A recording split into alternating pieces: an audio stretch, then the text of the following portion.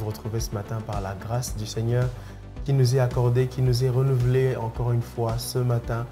Quoi de mieux que l'amour du Seigneur, sa grâce, sa bonté, ses miséricordes, sa miséricorde, voulais-je dire, et ses bontés renouvelées à notre égard ce matin. Que le Seigneur soit béni, quel que soit donc le lieu d'où vous nous recevez, d'où vous nous suivez, que la paix, la grâce du Seigneur vous soit accordée de manière abondante par notre Dieu lui-même, au travers de Jésus-Christ, son Fils, notre Seigneur. Nous allons parcourir ensemble ce déjeuner spirituel et le consommer sous tous les formats que le Seigneur nous accordera d'avoir. Et pour cela, le 081 42 44 406 sera aussi ouvert et il l'est déjà pour vos messages par SMS, par WhatsApp, à échanger et à consommer autour de cette table.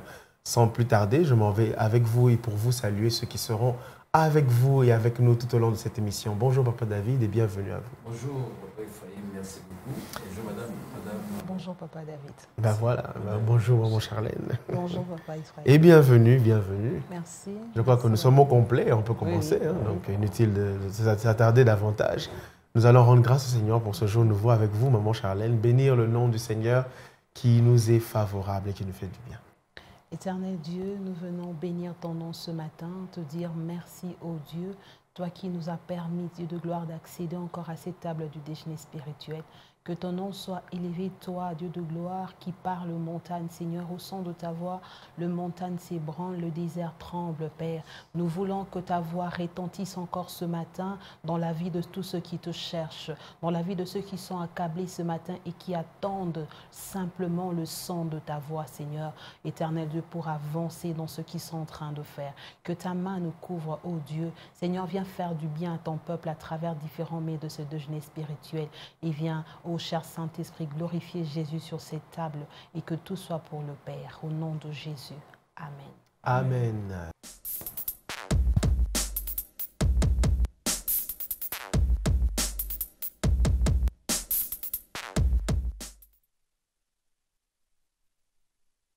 Et du jour, chaque chrétien est soit un missionnaire, soit un imposteur. Waouh. Ça, alors, ça mérite on reprend cette pensée. Chaque chrétien est soit un missionnaire, soit un imposteur. Voilà pour la pensée signée Charles Spurgeon. Soit un missionnaire, soit un imposteur. Donc, on va dire finalement que le terme chrétien va se vérifier dans la nature de ce chrétien-là. Soit c'est un missionnaire, on dit qu'il est chrétien. Soit c'est un imposteur, donc il n'est pas chrétien. Donc, autrement dit, chrétien égale missionnaire. Et voilà. Tout à fait. Vous avez déjà tout dit. Chrétien bon, je égale... Une petite analyse sémantique. Voilà, très bien. C'est une bonne analyse sémantique et qui nous conduit à une très bonne conclusion. Chrétien égale missionnaire. Vous savez, nous avons une bonne perception de la mission. Pardon, une mauvaise perception de la mission. Plusieurs fois, on nous a montré la mission comme étant l'affaire des étrangers. N'est-ce pas? Quand on grandissait, quand on parle d'un missionnaire, on sait, ah, c'est un Américain, soit un Européen, un Norvégien, je ne sais pas moi, un Suédois qui est venu en Afrique pour la mission. Quand on parle d'un missionnaire, on voit une mission, n'est-ce pas? Un endroit qui est éloigné de la ville, n'est-ce pas, où habitent des hommes blancs et les hommes qu'on appelle des missionnaires. Ça peut être une mission catholique, une mission protestante, et très rarement une mission pentecôtiste, n'est-ce pas? Quand on parle de la mission, on voit des personnes qui viennent de l'étranger pour venir nous parler de quelque chose. Ça a été une très mauvaise perception de la mission. Et aussi l'ignorance. Parce que les gens qui ont enseigné ces choses, ils n'ont pas cerné le vrai sens du mot mission. Votre conclusion est tout à fait d'accord, tout à fait complète. On ne peut pas parler de la mission sans parler des chrétiens. On ne peut pas parler des chrétiens sans parler de la mission. Chrétien égale mission. Point barre. Parce que Missio Dei, ce que nous appelons la mission de Dieu, c'est celle de voir tout enfant de Dieu, là où il est, qu'il contribue à la transformation du milieu dans lequel il se trouve, mais aussi d'affecter les autres. Alors, la mission a deux angles, deux volets. Nous avons le volet international ou le volet qui est appelée missionnaire, mais nous avons aussi la mission au niveau local. Quand la mission se fait au niveau local, c'est ce qu'on appelle l'évangélisation. Oh, okay. Quand la mission se fait au niveau international, c'est ce qu'on appelle la mission. Maintenant, nous n'avons que l'aspect de la mission au niveau international. Et au niveau local, la mission a été négligée. Donc, c'est pourquoi nous devons savoir que la mission, c'est l'affaire de tout enfant de Dieu né de nouveau. Tout chrétien est appelé à faire la mission. Ce qui commence d'abord par l'évangélisation. Allez, faites de toutes les nations les disciples, les baptisant au nom du Père, du Fils et du Saint-Esprit. Enseignez-leur à observer tout ce que je vous ai prescrit. Et voici, je suis avec vous tous les jours jusqu'à la fin du temps ou jusqu'à la fin du monde. Ce sont les paroles de notre Seigneur et Sauveur Jésus-Christ. Ce sont les dernières paroles qu'il a laissées aux disciples après sa résurrection. Donc la mission de nous lever et d'aller, de faire de toutes les nations des disciples, c'est la recommandation du Seigneur. C'est un ordre, parce que le verbe est à l'impératif. Allez, faites. Et tout enfant de Dieu doit exécuter cet ordre. C'est pourquoi là où nous sommes, nous devons nous occuper de la mission. Parler de Jésus-Christ aux autres. Au travail, nous devons nous occuper de la mission. Dans le milieu, n'est-ce pas, culturel ou dans les milieux de récréation, nous devons nous occuper de la mission. La mission doit être notre préoccupation au quotidien. Maintenant, nous avons aussi, comme j'ai dit, mal influencé pour savoir que pour faire la mission, il faut avoir beaucoup de moyens. Ça, c'est ce qu'on nous a inculqué. Non, il faut avoir un billet pour quitter les États-Unis, venir au Congo. Il faut avoir les billets pour aller faire la mission aux États-Unis, en Suède. Mais nous avons oublié qu'il y a de la mission à Kachamata. Il y a de la mission à Kabeya-Kamwanga. Il y a de la mission à Djougou. Il y a de la mission à Bunia. Il y a de la mission à Katakokombe. Il y a de la mission, n'est-ce pas, à comment on appelle encore, à Matari Kibala. Il y a de la mission même à Mwanda. Il y a de la mission à Sakania. Il y a de la mission à Mitoaba. Il y a de la mission. Donc, ces pays, la République démocratique du Congo, nous avons des personnes qui ne sont pas encore atteintes par l'évangile. Il y a de la mission même dans la forêt équatoriale. Il y a des peuples qui n'ont jamais entendu parler de Jésus ni de Dieu. Et il y a des personnes qui ont été mal atteintes. C'est-à-dire, on leur a parlé de Jésus, ils savent qui est Jésus, qui est Dieu, mais dans leur cœur, ils ne vivent pas la vie de Jésus. Il y en a dans cette ville de Lubumbashi. Et il y en a dans d'autres villes de la République démocratique du Congo. Il y en a dans d'autres contrées. Donc la mission, c'est une affaire de tout enfant de Dieu. Maintenant, quelle est la différence entre la mission au niveau international et au niveau local? C'est la question de Mme Charlène. Parce que je sais très bien qu'elle avait une préoccupation, même si ce n'est pas celle-là. Mais la mission au niveau local, comme j'ai dit, c'est l'évangélisation. Je peux me lever, je sors du cadre de la parole éternelle. Dès que je sors là-bas, je croise quelqu'un, je lui parle de Christ. Mais quand ça devient une affaire où je dois quitter, laisser ma famille, me déplacer, aller à un autre endroit pour faire le travail, c'est aussi la mission. Mais ce n'est pas au niveau local de la ville de Lubumbashi. J'ai quitté Lubumbashi, je suis allé à un autre endroit. Par exemple, dans notre église, on a notre pasteur a l'habitude de parler des missionnaires. Nous cherchons des missionnaires, des personnes à envoyer pour la mission. Nous cherchons des serviteurs. Ce sont des personnes qui abandonnent tout, qui se consacrent à l'œuvre de Dieu. Nous avons beaucoup de missionnaires. Nous avons des missionnaires à Kolwezi, des missionnaires à Likasi, à Sakania, à Moba, en Afrique du Sud, à Kinshasa, partout à travers la République démocratique du Congo, au Kasaï, Kamonia, Dibumba, Kananga, partout là-bas où il y a la parole éternelle, nous avons des missionnaires. Ces personnes ont été envoyées par l'Église pour fonctionner, pour faire l'œuvre de Dieu. Mais aussi, nous pouvons avoir des missionnaires qui quittent la République démocratique du Congo et qui vont en dehors de la République démocratique du Congo, qui font aussi la mission en Centrafrique, au Gabon, au Kenya, en Tanzanie, n'est-ce pas, au Djibouti, en Érythrée, et même au cœur, en Égypte, et même en Afrique du Sud. Mais nous avons aussi des missionnaires qui peuvent quitter l'Afrique pour aller sous d'autres cieux. Donc, un chrétien, il est soit missionnaire, soit un imposteur. Je voulais dire maintenant qui est un imposteur, celui qui ne fait pas la mission. Que ce soit au niveau local, que ce soit au niveau international, si tu es chrétien, tu ne fais pas la mission, tu es un imposteur. Wow. Eh bien, voilà. Du coup, on va dire qu'il n'y a pas de préalable pour la mission. Tout le monde peut aller évangéliser. Est-ce qu'il n'y a pas une ligne de conduite, il n'y a pas une marche à suivre? Quand on reçoit Jésus directement, on devient missionnaire. Les préalables, c'est ce que vous avez dit, madame. Dès que vous recevez le Seigneur Jésus-Christ comme Seigneur et Sauveur, vous devez, le Saint-Esprit mettra dans votre cœur pour savoir que vous êtes sauvé pour sauver. Okay.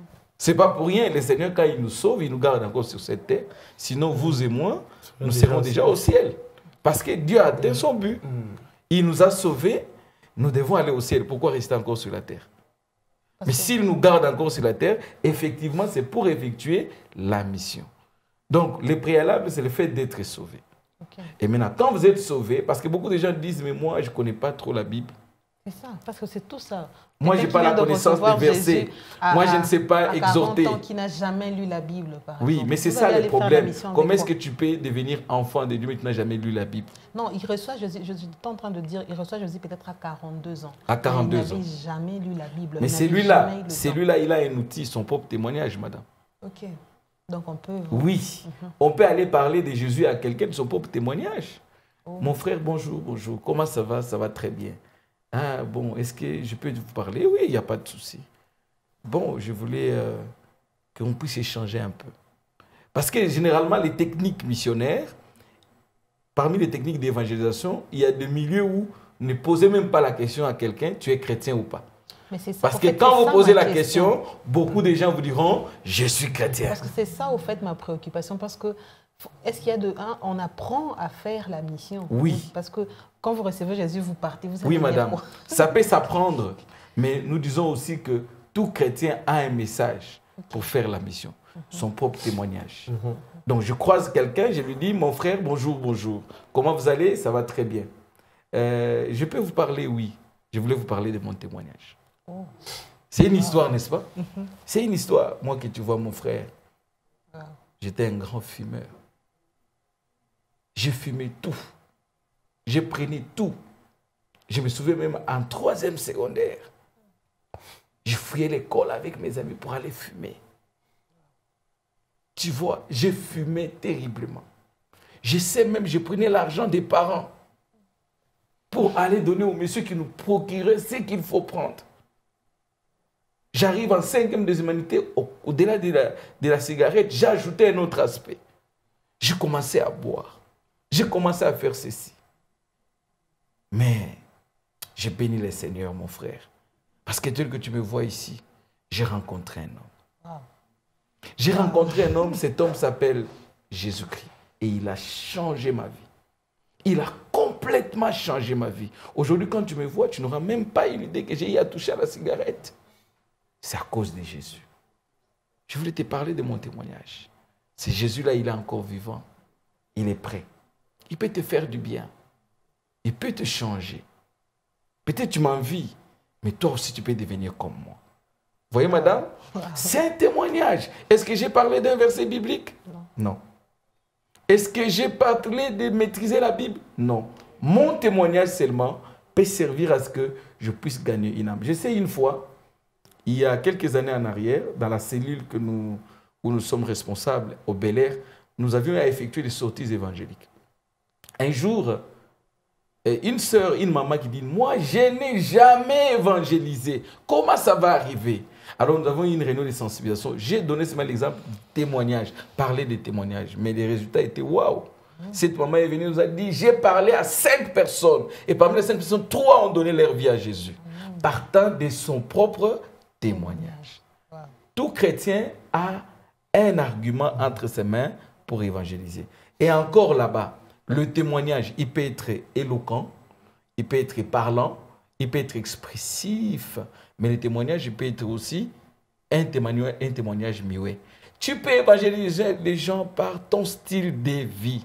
Les gens qui vous voient seulement vivre la vie de Dieu normalement, tu peux les gagner au Seigneur. Amen. Donc voilà, madame, tout enfant de Dieu né de nouveau, c'est un missionnaire. Celui qui ne fait pas la mission, c'est un imposteur. Merci beaucoup pour cette pensée. En tout cas, merci à Charles Surjean. C'est une pensée pratique qui nous met devant notre nature, notre vocation, ce à quoi nous sommes appelés. Nous sommes appelés à cela, à présenter Christ. Si nous ne présentons pas Christ, qui sommes-nous? Voilà, nous ne sommes pas du tout enfants de Dieu. Nous ne sommes pas chrétiens parce que le mot chrétien a été attribué à ceux qui étaient comme Christ et c'était démonstratif. Ce n'était pas une affaire de devinette. Est-ce que... Non, non. Ça se voyait. Alors, soyons missionnaires, c'est tout. Soyons missionnaires. Wow. Voilà, soyons missionnaires. Les statues, au lieu seulement de mettre des effets Snapchat sur vos visages avec des oreilles de lapin, tout ça, des lunettes, mettez un message missionnaire, vraiment. Aïe, aïe, aïe. Ça fait longtemps qu'on a parlé des statues, des téléphones. Franchement. Essayez d'élever un peu vos statues. Même pas un mot sur Jésus, vous êtes enfant de Dieu. Toujours là. Toujours là. On ne sait pas ce que vous cherchez, donc on ne sait pas. Soit c'est une façon pour l'évangéliser. On peut évangéliser par son statut. Oui, mais en mettant des profils Snapchat. On ne sait pas si c'est vous, c'est pas vous. Vous devenez comme une chinoise, on ne comprend plus rien. Vraiment. Bon, l'évangélisation, la mission, être missionnaire, c'est ça, être chrétien. Amen. Et nous bénissons le Seigneur pour cette pensée qui va laisser sa place à l'expression. Ce ne sera pas un mot, ce sera une expression. C'est-à-dire on a beaucoup d'expressions. On va découvrir l'expression du jour tout de suite.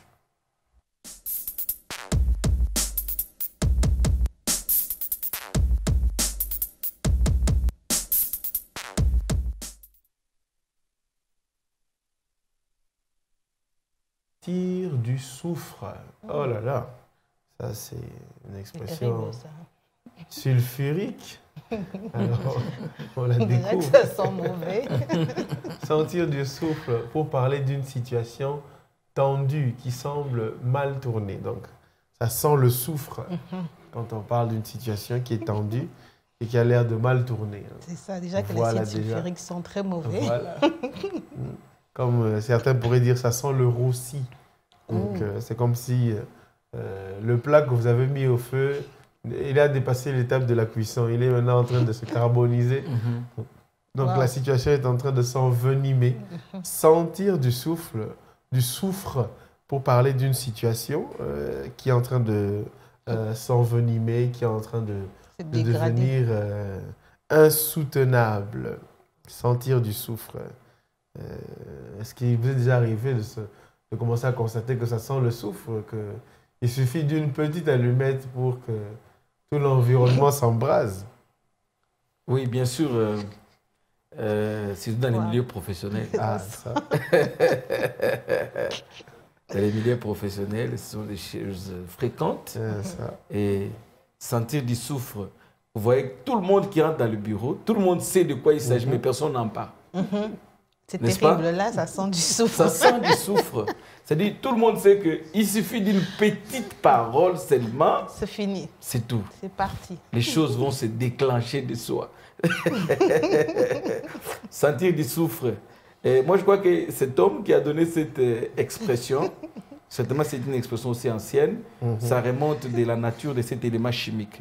Le soufre, c'est un élément chimique. Et je ne sais plus sur les tableaux périodiques. C'est le 4e élément. Non, le 4e élément. Je vous laisse gérer. Je sais que son symbole, c'est S, n'est-ce pas?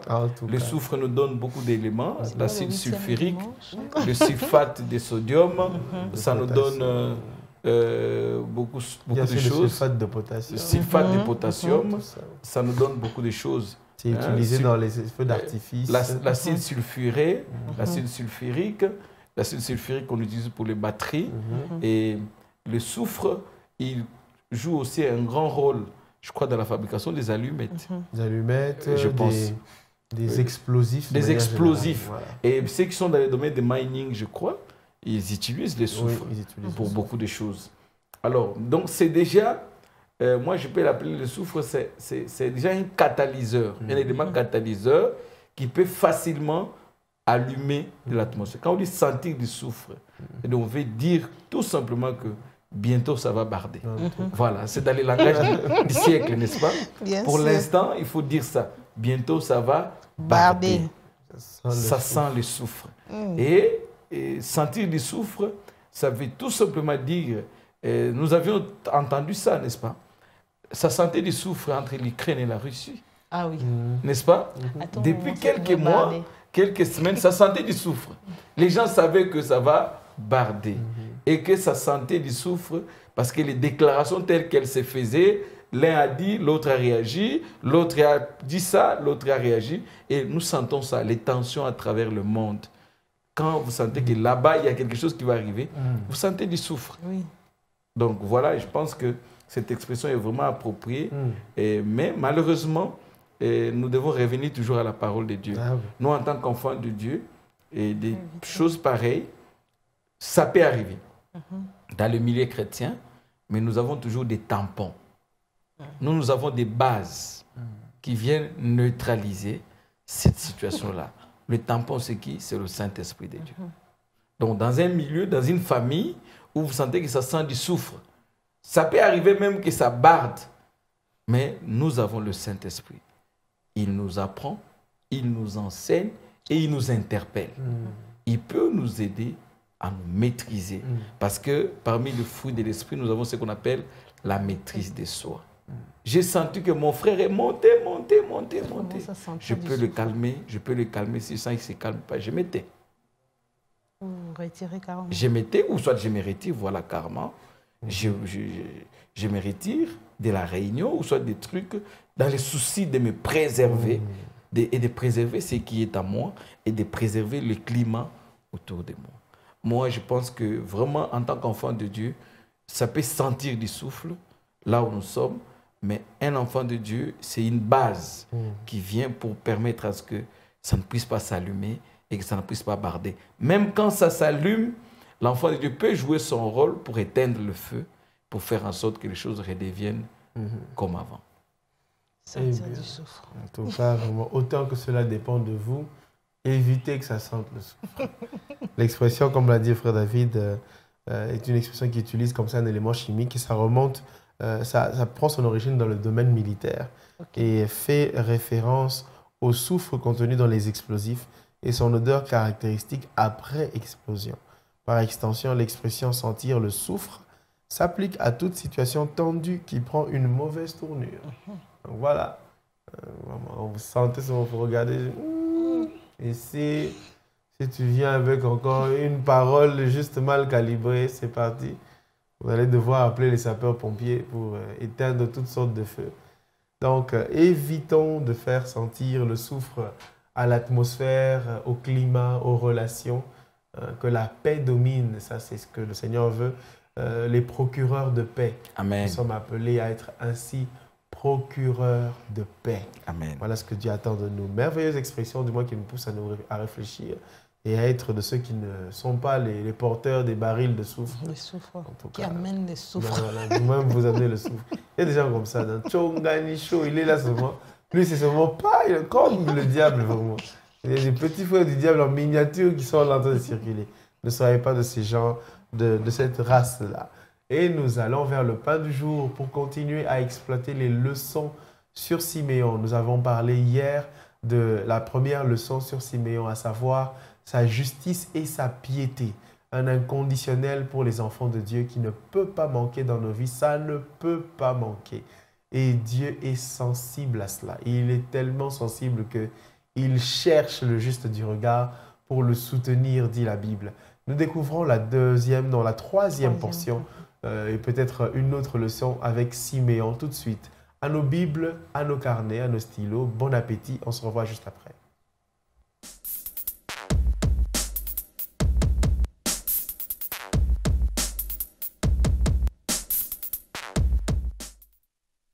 Amen.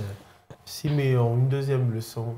Un homme qui attendait la consolation d'Israël. Il avait les yeux fixés sur l'arrivée du Messie dans le monde et toute sa vie était rythmée sur ça. Donc, mission accomplie, ce serait avoir vu le Messie. Et après ça, il a calmement demandé au Seigneur de le reprendre. Il dit, maintenant, tu peux reprendre ton serviteur. Ton serviteur, oui. Parce que là, mes yeux ont vu. Ils ont vu le Messie, celui qui devait venir. Amen. Et voilà, et nous sommes exhortés au travers de cette attitude de Siméon à être à notre tour les yeux fixés sur Jésus qui revient pour chercher son Église. Il vient aussi pour nous donner l'ultime consolation. Siméon attendait constamment la consolation d'Israël. Et cette consolation devait arriver à travers le Messie. Le Messie, comme l'orateur, l'apôtre Franck Matala nous a dit, le Messie, c'est lui le Christ. Donc, Mashiach, de l'hébreu, c'est Christos, du grec, n'est-ce pas?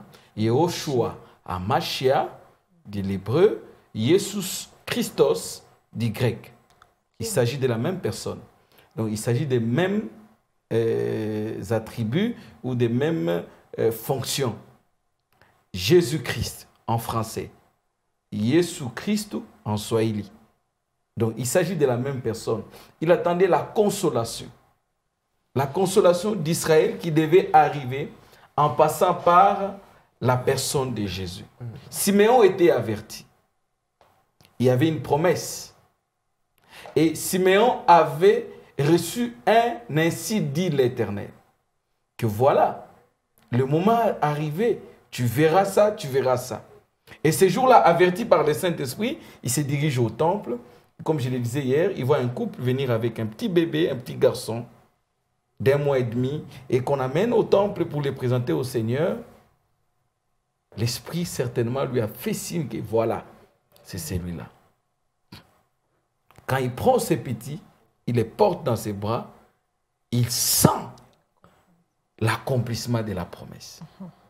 Siméon attendait cela de son ardent désir.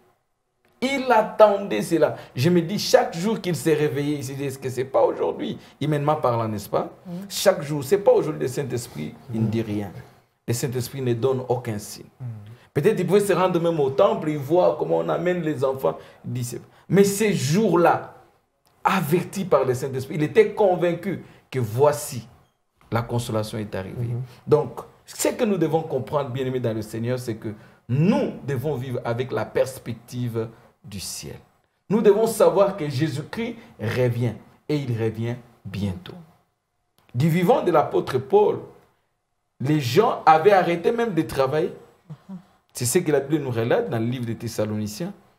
Les gens avaient arrêté de travailler, les gens ne se mariaient plus, les gens ne faisaient plus parce qu'ils disent que Jésus revient bientôt. Ils se retrouvaient tous au temple. Et ils étaient là, ils vivaient, ils parlaient.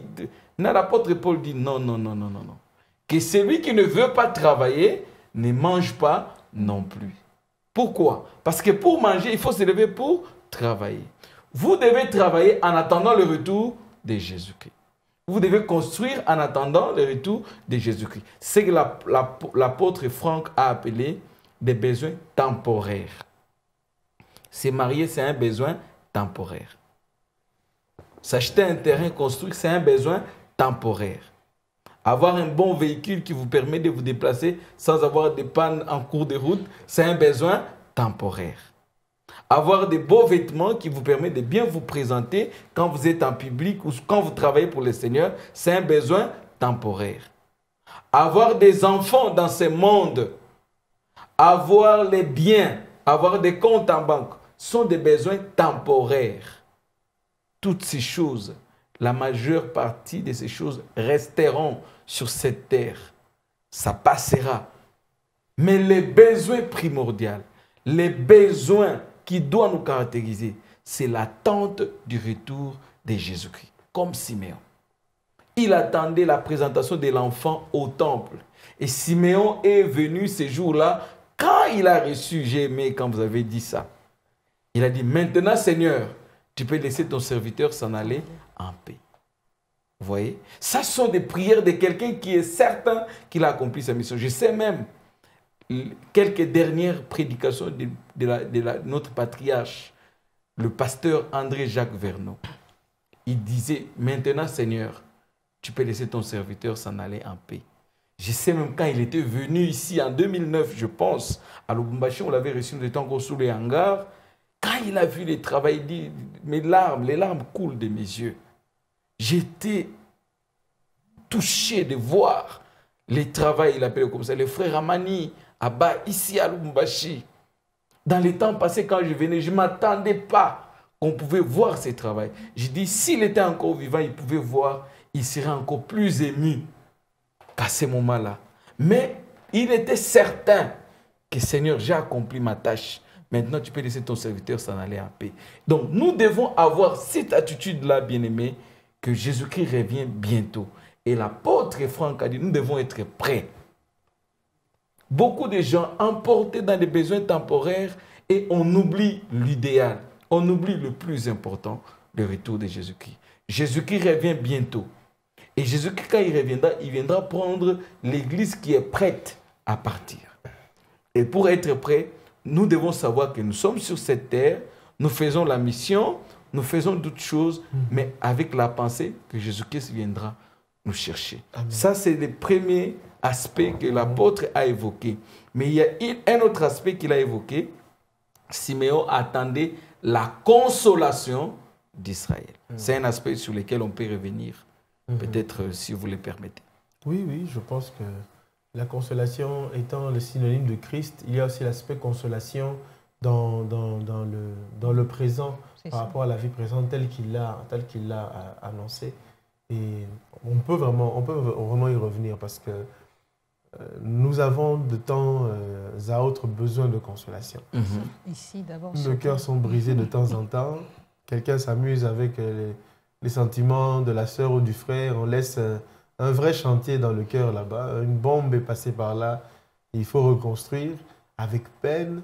Et le Seigneur est sensible à ces choses-là. Il est venu guérir les cœurs brisés et il agit.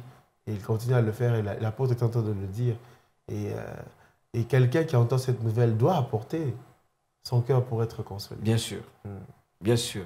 Qu'il y ait de cœurs brisés au sein de l'Église. Qu'il y ait des personnes qui ont de mauvais souvenirs dans l'Église.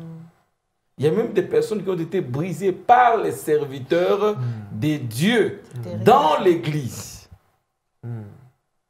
Les témoignages, il y en a plein, on n'a pas besoin d'en parler ici. Tout le monde sait de quoi nous parlons. Qu'il y ait des familles cassées, des familles brisées, où il régnait l'harmonie. Mais tout est parti de l'Église. Que des gens qui ont connu des déceptions jusqu'à prendre des décisions même radicales. Parce que tout est parti de l'Église. Non, l'Église, c'est la maison de miséricorde. Et l'apôtre, Franck, a ouvert la porte, il a lancé. C'est ce message-là que je vais lancer à tous nos téléspectateurs. Que Jésus-Christ, il est venu aussi pour consoler. Amen. Il est venu pour consoler le cœur brisé. J'aime un cantique que nous chantons, frère Foyer, vous vous rappelez, c'est un cantique qu'on chantait aussi. Il guérit les cœurs brisés, soulager les opprimés. Il est toujours capable de délivrer. Son nom c'est Jésus. Jésus, il vient pour te consoler. Et le verbe est là. Voilà. Donc, c'est ça la mission de Jésus. Jésus vient pour consoler. Il vient pour guérir le cœur brisé. Il vient pour délivrer. Et d'ailleurs, dans Luc chapitre 4, dans les versets, donc vous pouvez commencer à partir du verset 16, vous descendez, il dit clairement sa mission. L'Esprit du Seigneur est sur moi. Il m'a oint pour. Il déclare sa mission. Et il dit pour délivrer les captifs, mais aussi pour guérir les cœurs brisés. Les cœurs brisés ne trouvent que leur consolation auprès de Jésus. Excusez-moi si vous êtes psychologue. Les psychologues peuvent faire leur travail. Ça, c'est un travail purement clinique. Le médecin peut faire son travail. C'est un travail purement thérapeutique. Mais la consolation des l'âme brisée, c'est Jésus qui l'a fait. C'est auprès de Jésus que nous trouvons la consolation. Et Jésus console toutes sortes de blessures. Et Jésus ne console pas seulement. Il vient, il bande, il lave la plaie, il bande la plaie et il sèche la plaie et comme si rien n'était. Donc c'est pourquoi j'invite tous les téléspectateurs qui nous suivent, qui ont été brisés.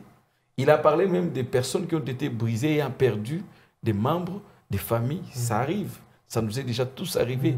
Un être cher sur lequel on comptait, pour qui on avait beaucoup d'attachement. Soudain, la mort l'emporte. Il est parti. On pleure, on gémit, on est brisé, on a un cœur blessé, on est découragé, on a le dégoût de la vie. Mais Jésus est là pour redonner de l'espoir, pour faire rayonner encore de lueur de l'amour dans ce cœur-là. Donc je prie que le Seigneur de toute consolation puisse consoler tous ceux qui nous suivent dans le nom puissant de Jésus-Christ. Comme l'apôtre Franck pouvait le dire les dimanches, que l'onction de la consolation puisse caractériser, toucher, affecter, impacter tous ceux-là qui vont nous suivre, qui ont des problèmes de consolation. Et c'est là dans le nom puissant de Jésus. Amen. Wow, nous bénissons le Seigneur, nous disons Amen. Amen. Que la consolation soit donnée au nom de Jésus.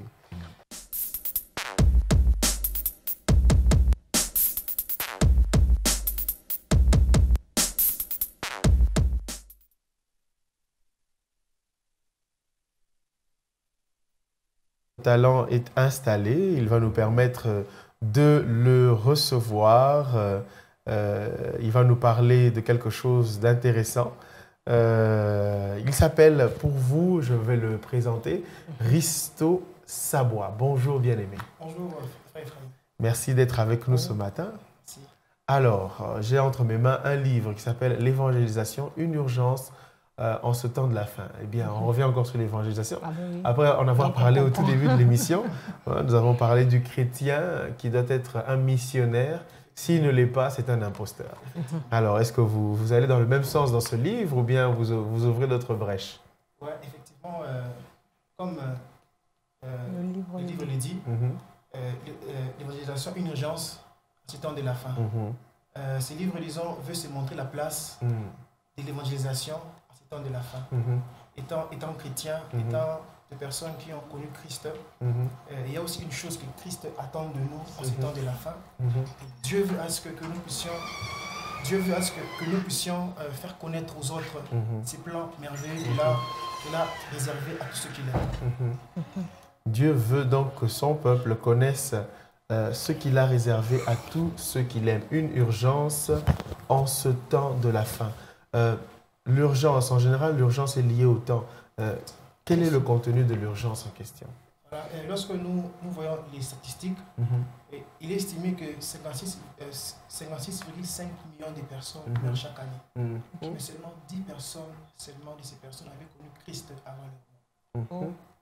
Donc toujours selon les statistiques, il est estimé que 2,7 milliards de personnes ne savent pas que Christ est mort pour nous. Lorsque nous voyons ces chiffres, cela insinue que donc, nous sommes face à un très grand travail qu'on doit abattre et seul disons, une catégorie de personnes ne peuvent pas accomplir ce travail.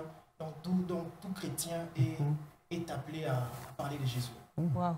Et vous pensez que vous atteindrez l'objectif avec le chiffre, avec le statistique que vous faites en écrivant, par exemple, parce que quelqu'un qui nous suit, comme Papa David l'a dit, à Djongo, par exemple, qui ne sait ni lire ni écrire, en écrivant de cette façon, vous pensez que cette personne pourra recevoir le Seigneur parce qu'il n'aura jamais le temps de le lire? En fait, le but principal du livre est d'éveiller les chrétiens. Okay. Et que les chrétiens reviennent à la première mission. Et lorsque nous voyons Christ avant qu'il ne rentre au ciel, et Jésus avait réuni ses siens, Christ leur a dit, allez. Okay. Donc toute personne qui croit au Seigneur Jésus, automatiquement Dieu fait cette personne un aimant pour attirer les autres vers lui. Eh bien, j'ai envie de poser une autre question. Est-ce que vous en êtes à votre premier livre, ou bien à votre deuxième, à votre troisième? Par la grâce de Dieu, c'est mon premier livre. C'est le premier livre. Il est orienté directement vers l'évangélisation. Effectivement. Vous pensez que c'est une mission particulière que vous avez, ou bien les prochains livres pourront s'orienter autrement? Vous allez faire un saut de l'évangélisation au mariage directement, comme les ABC du bon choix, par exemple. Ou bien ça, c'est vraiment le message principal de votre ministère, de votre plume? Bon, par la grâce de Dieu, dès ma conversion en 2013, il y a une passion que Dieu avait déposée dans mon cœur, c'est la notion des âmes. Donc Dieu m'a appelé à ça, Dieu m'a appelé à l'évangélisation. Donc je parle de Christ où je vais, que ce soit même quand j'étudiais au travail, donc j'ai parlé de Jésus. Donc c'est une mission que Christ m'a assignée. Donc c'est ça même donc mon appel, l'évangélisation. Alors, je vais peut-être un peu vous déranger. Peut-être que vous ne l'avez pas prévu cette question, mais chiffre contre chiffre. Ouais. Comment il faudrait procéder? Quel type de chiffre il faudrait atteindre? Quel chiffre il faudrait atteindre pour qu'on ait une courbe ascendante de l'évangélisation? Bon, en fait, comme piste de solution, et que lorsque disons, nous voyons, bon, présentement, en fait, dans plusieurs églises, et que la mission vient au bas de l'échelle. Et que les appels de fonds se font presque dans chaque culte, mais les appels au salut se font rares. Et en tenant des conférences, des séminaires, en disant aux chrétiens qu'il y a ce qui met en dehors, en disant aux chrétiens que le cœur de Dieu est dans des coins des rues, le cœur de Dieu est dans des boîtes de nuit, le cœur de Dieu n'est plus au sein de l'église, mais le cœur de Dieu bat à l'extérieur. Et lorsque les chrétiens auront à comprendre cela par la grâce de Dieu, et d'office, les chrétiens vont s'élever et iront dans des lieux publics afin d'amener ces personnes, afin d'amener Adam qui a quitté la présence de Dieu, afin qu'Adam revienne dans la présence de Dieu. Et une fois que chaque chrétien se mettra à accomplir cette mission, et la courbe sera ascendante. Et si vous deviez avoir votre propre... Personnellement, vous pensez que chaque chrétien devrait gagner combien d'âmes en combien de temps? Par exemple, par an. Des par an. Pour être rentable, c'est ça, pour être sur le chiffre. Nous devrions gagner combien d'âmes? Lorsque nous lisons les livres d'Actes des apôtres, j'aime une chose. L'apôtre déclare que chaque jour, les apôtres, ils parlaient de Jésus. Donc, voilà. Donc, chaque jour. Donc, un chrétien né de nouveau est appelé à parler de Christ ou encore à évangéliser chaque jour. Imaginez au moins si au moins chaque jour vous gagnez une âme. Durant une année, on a 365 jours. Donc si au moins vous parlez de Christ chaque jour, donc le 31 décembre, vous aurez au moins à gagner 365 personnes. N'est-ce pas? Jésus-Christ sera glorifié. C'est une fête. C'est un challenge. Imaginez. L'important, c'est là. On sent maintenant l'urgence. Nous sommes en train de percevoir ensemble l'urgence face au temps de la fin. L'évangélisation, une urgence en tout cas pour l'Église de Dieu, une urgence pour Dieu, une urgence à notre charge, nous, enfants de Dieu. Effectivement. Et vous voulez là affirmer que ce ne sont pas que les pasteurs qui doivent le faire. Non, tout chrétien né de nouveau est appelé à parler de Jésus. Tout chrétien né de nouveau est appelé à parler de Jésus-Christ. L'évangélisation, une urgence en ce temps de la fin. Voici à quoi ressemble le livre et où est-ce qu'on peut le trouver. Comment s'en procurer? Voilà, en fait, pour avoir ces livres qui est si bénissant, d'ailleurs, en fait, chaque phrase, chaque mot écrit dans ces livres, ces choses, disons, ont été inspirées par Dieu. Et que si, bon, j'aimerais dire que je l'ai écrit par mon intelligence, je serais un grand menteur. Voilà. Donc, c'est Dieu qui en est l'auteur. Pour avoir ces livres, vous pouvez passer au centre missionnaire Manaïm. L'adresse est sur l'avenue des Élévateurs, numéro 2552. Donc, référence Arrêt Texaco. Ou soit, vous pouvez juste bon, contacter ce numéro. Je ne sais pas si je peux donner. Je vous en prie. Voilà, merci beaucoup. 097 540 99 76 ou encore 082 09 09 076. Vous pouvez reprendre encore les deux numéros, c'est important. 097 540 99 76 082 09 09 076. Eh bien, l'évangélisation, une urgence en ce temps de la fin. Notre talent est pratique, c'est un talent d'écrivain qui commence au travers d'un premier livre, mais c'est surtout un message à l'intérieur qui est très important et ça nous amène à cette conclusion. Votre talent n'est pas fait pour être exultoire simplement, ou avoir une belle apparence, mais d'un creux alors vraiment très profond. Ce n'est pas ça la volonté de Dieu. Votre talent est au service d'un message, au service d'un contenu. Alors, associez votre talent au contenu. Si vous êtes juste un bon poète, là, un bon parleur, qui savait manier la langue de Voltaire, comme certains l'appellent, mais qui raconte beaucoup de salades dans votre langue de Voltaire, là, ça ne va pas.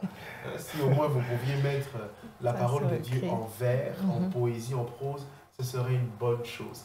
Veillons donc sur le contenu, chers hommes et femmes de talent. Que Dieu vous bénisse. Que Dieu vous bénisse, Papa David, Papa Ephraim et Maman Charlène, signé la sœur Bannière qui nous dit bonne journée à tous. Que Dieu vous bénisse. Merci, Bannière, et bonne journée à vous aussi. Bonjour déjeuner spirituel, juste marquer ma présence. Si je ne me trompe pas, c'est... voilà. Le frère Guy Yumba. Voilà. C'est le frère Guy Yumba qui nous écrit. Que Dieu vous bénisse, frère Guy Yumba.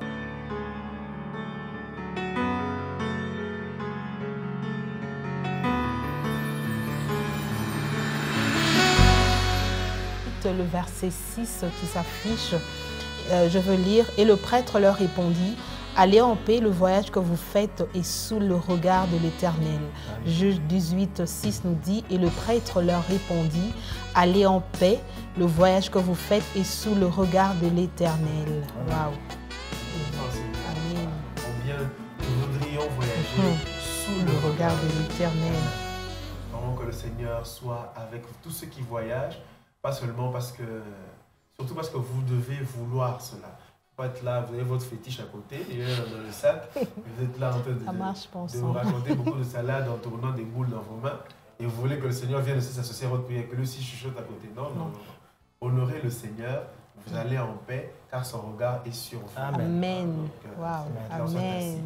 Alors, on va clôturer avec ce thème, l'évangélisation, une urgence en ce temps de la fin. On a commencé avec une pensée inspirée qui était autour de l'évangélisation. Voilà, tout à fait.